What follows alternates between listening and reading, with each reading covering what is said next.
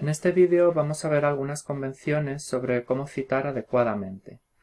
En primer lugar vamos a ver la diferencia entre las citas dentro del texto y las llamadas referencias bibliográficas.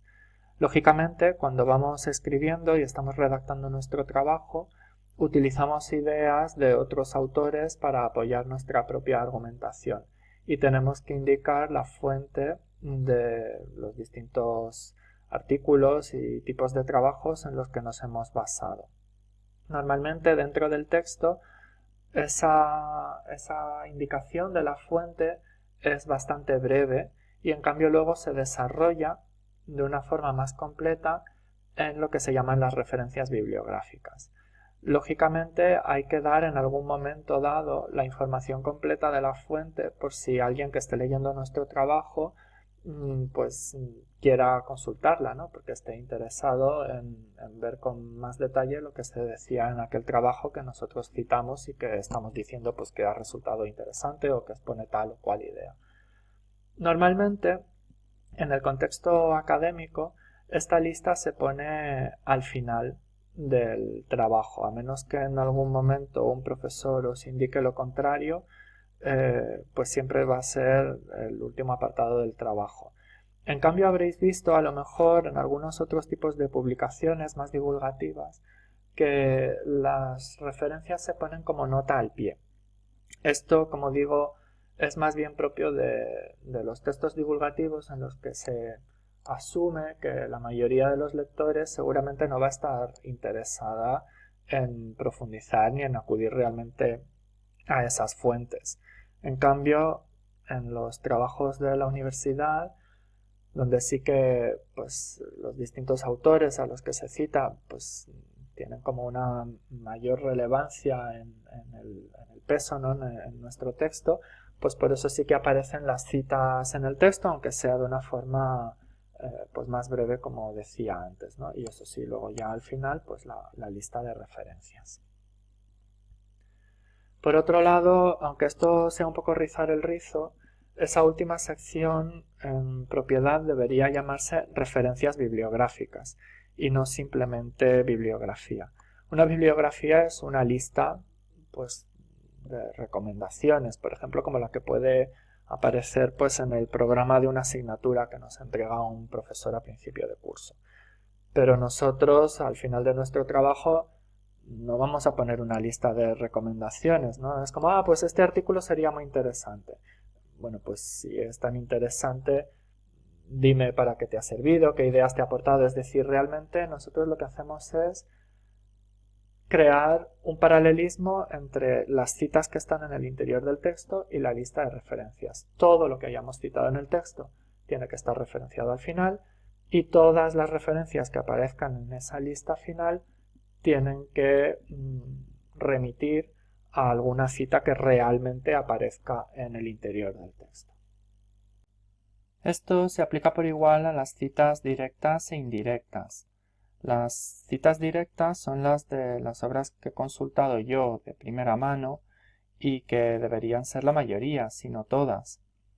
En cambio, a veces puedo necesitar citar algún trabajo que yo no conozco personalmente, no he podido leerlo, pero cuyas ideas conozco porque aparecen citadas a su vez en la obra de otro autor. Este procedimiento no debe convertirse en algo habitual, es decir, que la mayoría de las obras que cito deberían ser citas directas, pero puede ocurrir que sea difícil acceder a esa obra y sin embargo sé que contiene una información valiosa, interesante para lo que quiero contar en mi trabajo. En esos casos está permitido citarla, aunque yo no la haya consultado, pero siempre que en mi manera de redactar quede claro que efectivamente no la he leído, sino que la estoy citando a través de otro autor. Para eso existe una fórmula con la expresión latina apud. Por ejemplo, si cito a Kozasov 1990 apud, la de Foged y Madison 1996, quiere decir que cito a Kozasov indirectamente a través de la de Foged y Madison. Esa idea de Kozasov está recogida en la de Foged y Madison, ¿vale? A ver, para indicar este tipo de cita indirecta se puede hacer con apud o de otro modo, pero siempre que quede claro. Por ejemplo, puedo decir simplemente Kotchasov 1990 citado a través de la de Fogel y Madison 1996.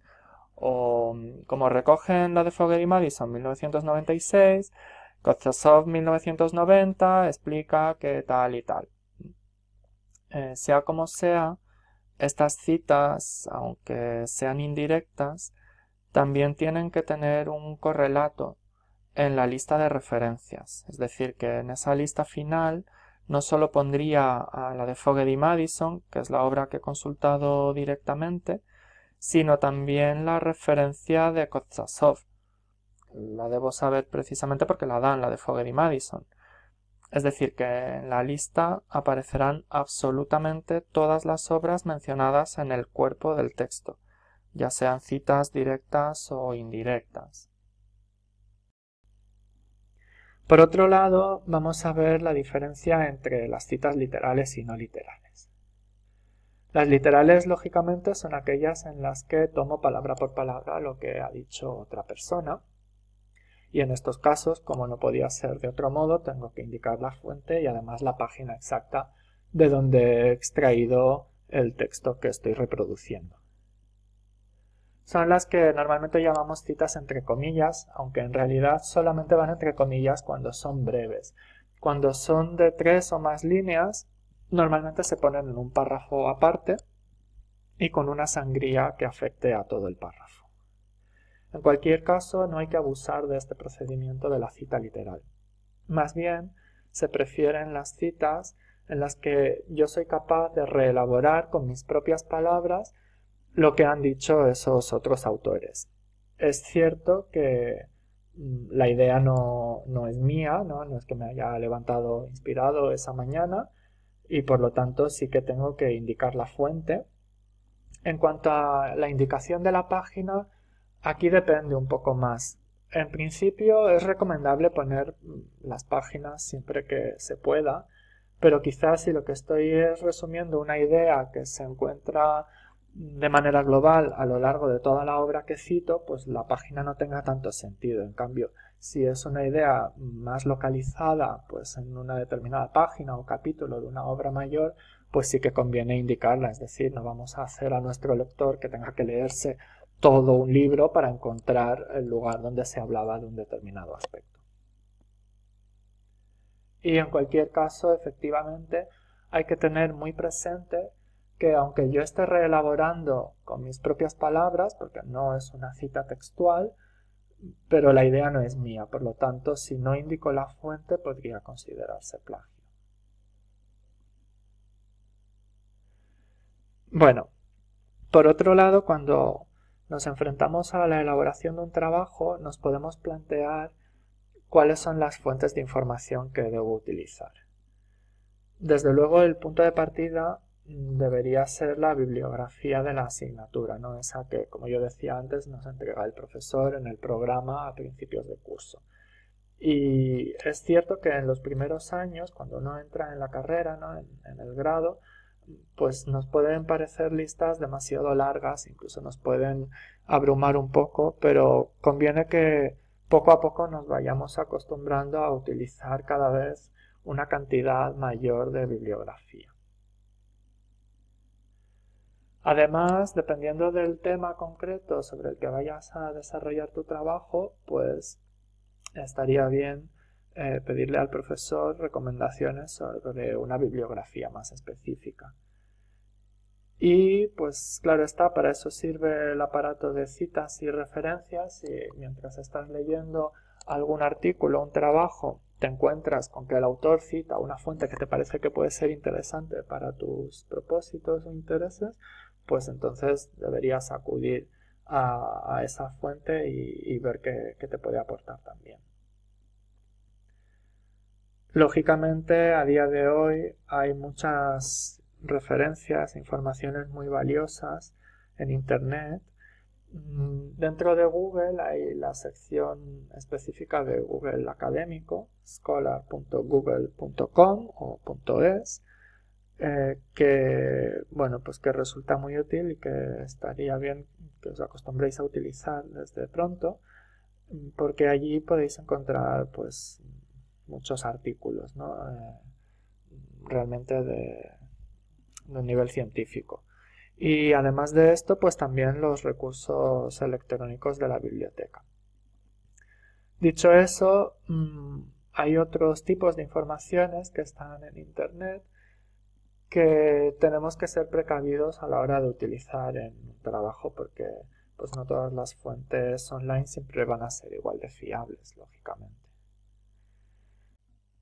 Bien, en los próximos vídeos vamos a ver con más detalle algunas características sobre las citas en el texto y las referencias bibliográficas. Pero antes, para terminar, vamos a hablar un poco de los estilos de cita. Existen muchos estándares, pero lo cierto es que en filología tradicionalmente se ha hecho una mezcla, es decir, que se tomaban aspectos de un estilo y otros de otro, pero sin seguir ninguno de ellos con coherencia. Afortunadamente, en los últimos años se va extendiendo el uso de esos estándares, pero el estilo preferido puede variar de una disciplina a otra. Por ejemplo, en lingüística se ha hecho muy popular el estilo de la APA, mientras que en literatura depende. En España también se usa bastante APA, pero en el mundo anglosajón es muy habitual MLA, y lo mismo ocurre en Hispanoamérica. Por lo tanto, conviene conocer el estándar que se usa en nuestra especialidad en cada caso. Yo diría que debéis sentiros legitimados para exigir a vuestros profesores que os pidan un estándar, sea el que sea, no una mezcla, ¿vale? Porque luego eso nos ayuda mucho a la hora de trabajar con los gestores bibliográficos. Los gestores bibliográficos son programas que nos permiten recopilar una base de datos personalizada de las referencias que nosotros estamos manejando. Normalmente les podemos poner pues palabras clave que sean realmente relevantes para nosotros.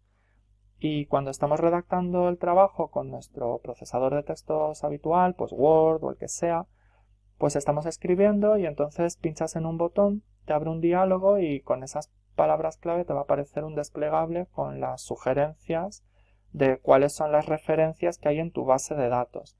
Entonces seleccionas, sí, esta es la que quiero citar, y directamente te introduce en el texto la cita.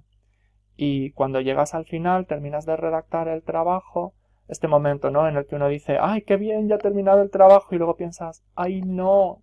Me queda la lista de referencias bibliográficas. Bueno, pues es tan fácil como darle a un botón y directamente el gestor bibliográfico nos va a poner ahí esa lista basándose en todas las citas que había en el interior del texto, lo cual asegura que efectivamente hay una correspondencia biunívoca, ¿no?, que todo lo que está en el texto aparece en la lista de referencias al final y viceversa. Y además que se utilizan las convenciones apropiadas para cada estilo de cita, ¿no? Porque bueno, según el estilo hay cosas que tienen que estar en cursiva, o esto en mayúscula, esto en minúscula, y entonces pues es muy útil y ahorra mucho trabajo el poderlo hacer de forma automática. Pero lógicamente estos programas trabajan con estándares, por eso es necesario que siempre pidamos que sea un estándar lo que tengamos que utilizar en el trabajo. Bueno, debajo del vídeo os dejo un enlace a la página de la biblioteca donde aparecen cursos sobre distintos gestores bibliográficos y que está muy bien para aprender a usar algunos de los gestores más populares. Además, las bibliotecas de las distintas facultades suelen organizar cursos periódicamente para aprender a utilizar estos programas, así que podéis estar pendientes de cuándo se celebran y apuntaros.